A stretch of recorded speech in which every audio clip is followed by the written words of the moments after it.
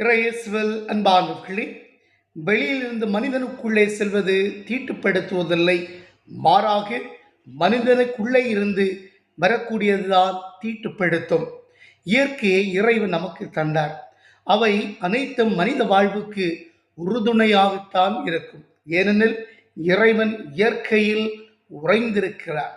இயற்கையில் மனித வாழ்வை வளப்படுத்தவும் எல்லோரும் நலமாக வேண்டும் என்பதற்காக தன்னையே தந்திருக்கிறது.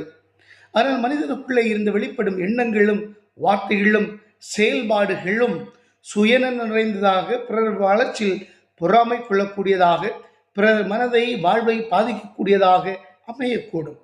இறைவனை இணைந்திருக்கக்கூடியவர்கள் உள்ளத்தில் இறைவன் குடியிருந்தால் நன்மையை தன் வாழ்விலும் பிற வாழ்விலும் நிறைவேற விரும்புவார்கள்.